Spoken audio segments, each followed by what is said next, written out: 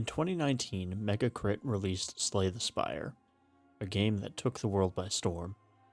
7 years later, the much anticipated sequel has landed and once again has risen up the charts. Another beautiful roguelike deck builder. While still in early access, Slay the Spire 2 provides an entertaining experience with a large amount of content for being an early access game. Andrew. Ben, it has been a long time coming, and we have some stuff to talk about. We've been playing the crap out of this game. Yeah, a lot. Which is kind of surprising, saying as how much time I recently admitted to spending in Pocopia. Yeah, and there's lots of games already this year. We're only in March. And Slay the Spire 2 has consumed more hours than I anticipated. Well, that might not be fair, because I put a lot of time into the first game.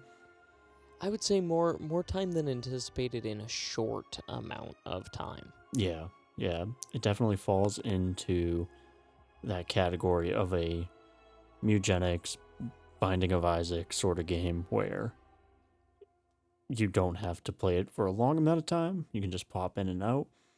And I've been popping back to this one a lot. Yeah. And really quickly, for anybody who doesn't really know what this game is or kind of the history behind it, we gave the brief history, but the game itself is a roguelite deck building game where you are trying to ascend the spire, and you have these different acts, and it gets more difficult as it goes, and you power up your deck, and as you go, of course, some crazy wrenches will be thrown in your plans, and that's just already a ridiculously fun gameplay loop, especially for me. I'm a big TCG player, so like anything deck building already, I just there's something about it that tickles my brain. So I loved Slay the Spire 1. It's a very well-loved, well-known game. And coming into this game, of course, I had some fairly high expectations for giving me still, like, that Slay the Spire, but giving me really cool new things to play with. And I would say it captured that pretty dang well. I agree completely. It's just more Slay the Spire. That's what I wanted. And I don't want that to come off as like, oh, it's just the same game. It is Slay the Spire. But you can feel the intention behind what's happening here, and there is a lot of new added in. Oh, tons. And a lot of really crazy times that can happen that we will dive into as we kind of dissect little bits of this game. But the overall kind of just feeling coming out of this game is this is great fun. This is really easy to jump in and out of, and that's exactly what we wanted. Yeah, it's what I needed. Yeah. Ben, do you want to kind of start dissecting this and really getting into the nitty gritty? Yeah, I guess. I don't particularly know where we want to start. Let's go characters, because that's kind of the first thing that you're kind of thrown at when you go to kind of initiate your run up the spire. 5, but more to come. Yeah. So you have the Ironclad. I did not play much Ironclad, I'll be honest. It seems like it's more of a aggro character where you I would associate it mostly with kind of that knight-esque character, where you're this good mix of attack and defend, but there's variability within there to get really aggro or really kind of defensive and tanky. Yeah, and they have the passive ability of healing at the end of combat. I think it's 6 points. So useful. Yeah. Then you get the Silent, which is kind of a poison type of character. Like, you're dealing small damage, but it stacks as you build that deck. Yeah. That fast roguelike kind of double dagger, throw this at you, give you that carryover effect, and then bolt out of there kind of deal, which has always been one of my more gravitated towards playstyles. Mhm. So of course I've played probably the most of the silent. That's so interesting because that either that or the ironclad are my least. That is really fascinating, and I guess I did kind of notice that. I just never picked up on it throughout our multiple multiplayer matches that we went through together. Yeah. Then there's a odd one. I don't really know how to describe the regent. That's a peculiar one. I would say kind of sorcerer meets knight meets Aristocrat. yes. Yeah. The regent has 2 different types of mana, which is what you spend to play cards. I don't know what it's actually called in this game. I'm just using Action Magic the points. Gathering terms. And cards will cost one or the other, or sometimes both.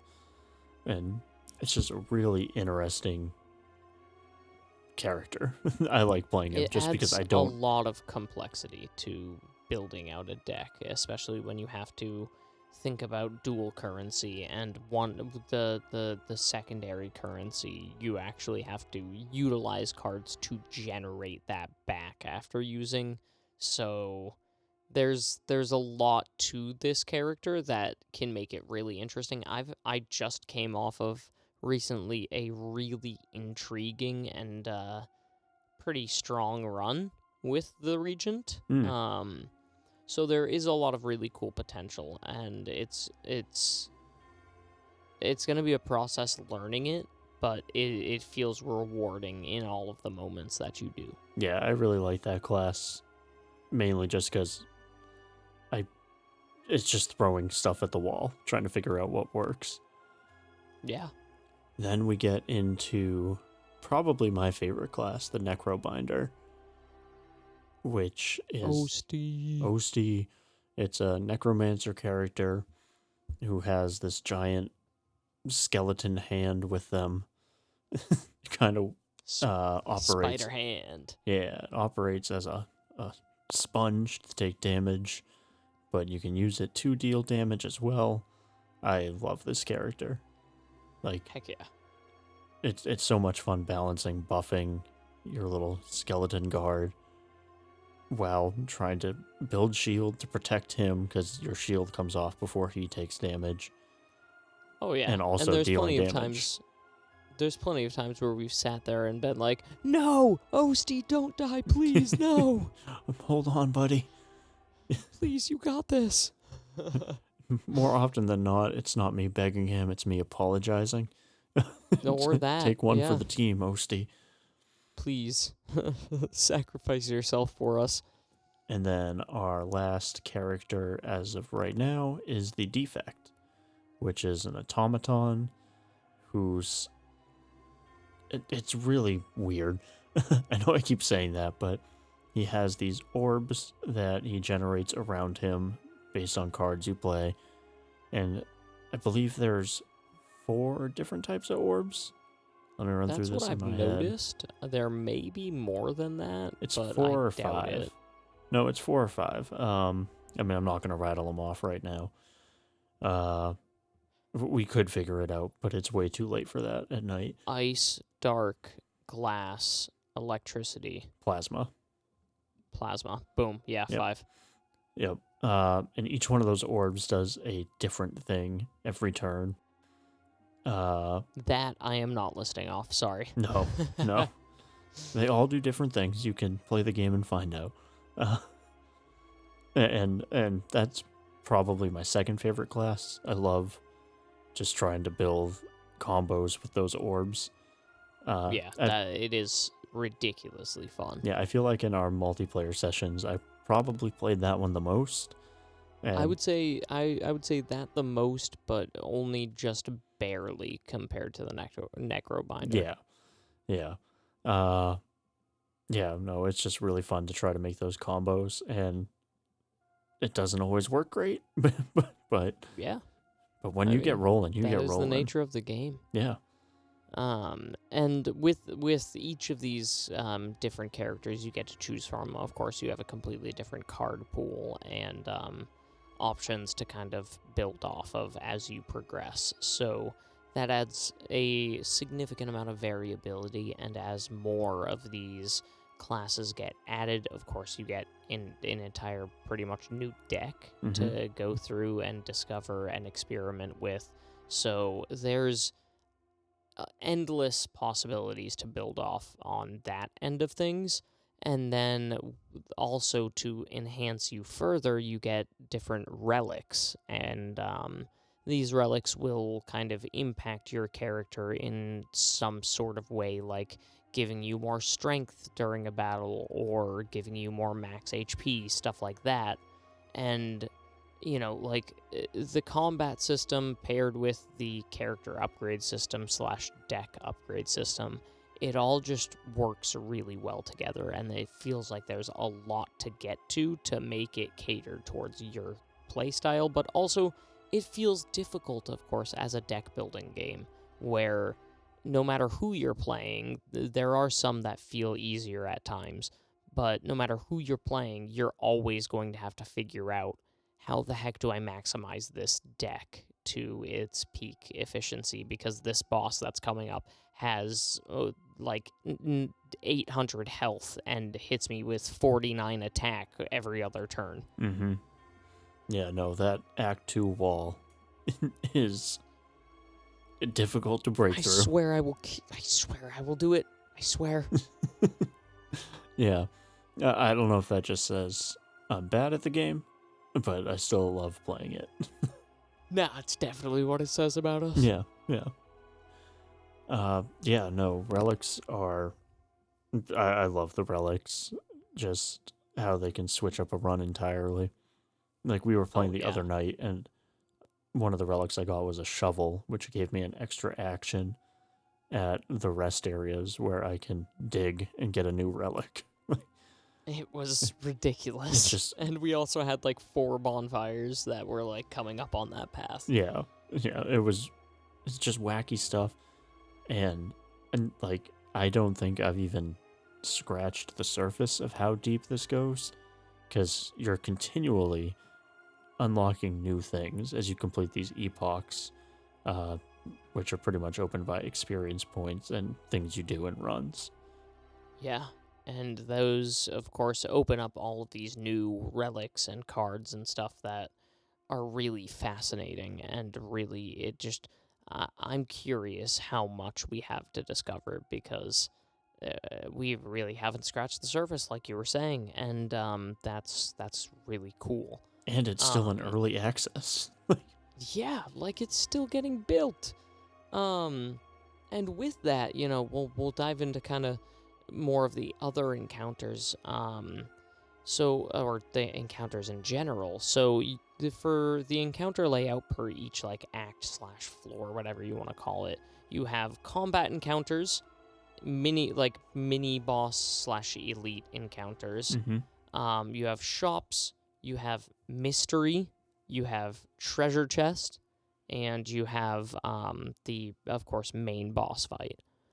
And of course, this gets randomly mixed up and just around for each playthrough, and you of course can make a decision on kind of where you're going, but there are kind of set paths that are built in, and it's a really fine balance of kind of choosing where you're going because of your health or what you need, or I have a stupid amount of gold and I need to go to that shop and basically buy everything, stuff like that.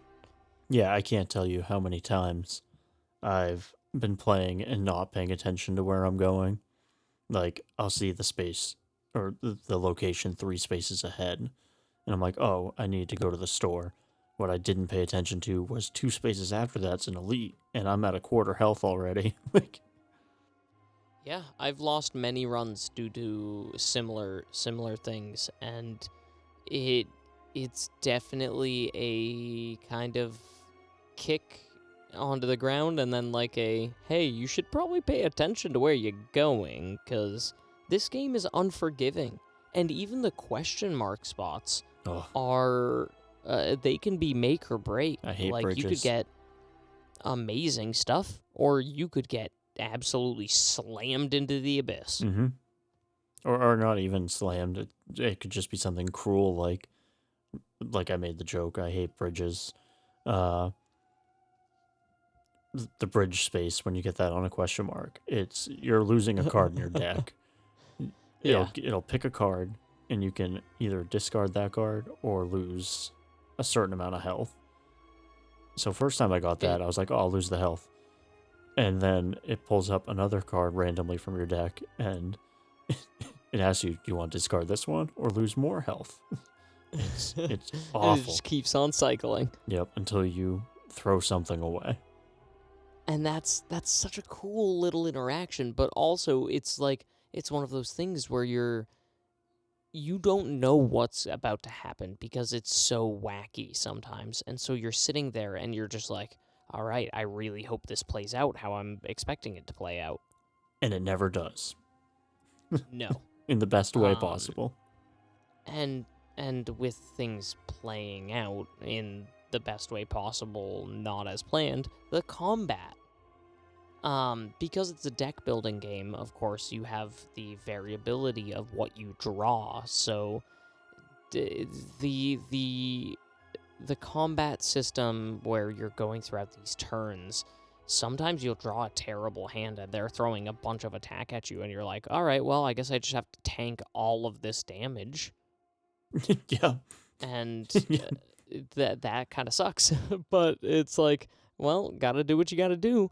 And then other times you'll draw like an all block hand when nobody's attacking, and it's like, okay, well, I can't do anything with that. Yep. Those hands are nice when you get a relic that lets you carry over block, but that does not happen often. No, and of course that deck variability is part of what makes it fun, because then you never know what's about to happen. No matter how much you've built out your deck, there's still that variability and that randomness factor, which is so fun to work around. And it keeps it refreshing every single playthrough. Mm-hmm. Yeah, no, I love this game already. Like, I know we're not at the point where we're giving final reviews, but I think you can tell by the way we're talking about it how we feel. Yeah, I think 100% it's becoming a dead giveaway, which for this year, dude, holy crap. But before we dive into that, there's some big things that I wanted to touch on artistically and kind of story-wise. Okay. So with the epochs that we mentioned earlier, you're getting little snippets of story throughout there, and it's really interesting what's being kind of built out and how you can discover that lore without it being shoved onto you. So you get that decision of, do I really want to, pay attention to this right now? Or do I want to come back and read this? Do I just not want to read it at all? And do I just want to enjoy the deck building? That's really up to you. But having that there is just, it's fun. It builds out the world a little bit more. It builds out that atmosphere. And it's a beautiful game. Beautiful. And so building out that atmosphere is very fun. Mm-hmm. And then additionally, you get art with those epochs. And of course, we're in early access, so we get some really funny placeholder MS Paint art. It's amazing. Which is phenomenal. But you also, of course, get some of the completed art, which is just out of this world gorgeous. And I have always loved Slay the Spire's art style. Nothing has changed here. Yeah, no, their art is top tier. I wish I knew who the artist was, but seriously, because it is just leagues above what I can even comprehend being able to do. So it is just so gorgeous. I love it so much. And, with that, I think, unless you have anything else to touch on, No, no. uh, I know this is looking like one of our shorter reviews. This it's kind of a hard game to talk about. Like, there's not a deep story mode to go through, or anything ridiculous like eugenics, cat breeding, but it is an incredible game. oh, yeah. Just because this episode isn't as long as those doesn't mean we didn't like it. I just want. I hope people click the video and watch it, and, despite it being a shorter runtime. For sure, and I also I think that it does benefit from the fact that it is early access, Yep. so there is only so much content to the game right now, which works in its detriment and its favor in a way, because you need to know going into it that, okay, this isn't fully built out, but this is a way that we get to experience it, and we get to give it feedback so that it can get better. Mm-hmm. And I know that we didn't really give any kind of constructive like criticism here, but honestly, throughout the plays that I've done, I have not pinpointed anything yet that I'm unhappy with. I'm sure it will happen, and I will of course follow whatever means I have to at least let the developer know my thought, Yeah. to help them build the game. But, with it being early access, we're going to have a little less to talk about here. And then once we get that full release, there's, of course, so much more story to talk about, so many more cards to talk about, so many more heroes to talk about. And so there is that potential that, we come back to this and we circle right back around once it's at full release and kind of do a second viewing and see kind of where we've come from and did it hold up? How much better did it get if it got better? Yeah. And that's a cool potential that we get, and we would love to kind of hear your guys' thoughts on more games like that, more early access games that are coming out, and if you want to kind of see more of those, like, the shorter early access reviews where we're chatting about how we feel about what we're given at this time, and then we're kind of circling back to it once it's actually in full release. Granted, I'm still going to be playing the crap out of this game. That's not going to change. Okay, cool. Well, my one complaint's the crab. But thank you for taking the time to be with us here and listen to us talk about Slay the Spire 2. Heck yeah, and thank you for just giving us all of the good vibes to counteract that god dang crap. Amen. Amen. Have a nice night. We love you guys. We hope you have a fantastic night, day, whatever time it is for you. Yeah. Ben, I hope you have a great night. It is technically morning. Go get some sleep. Will do, boss.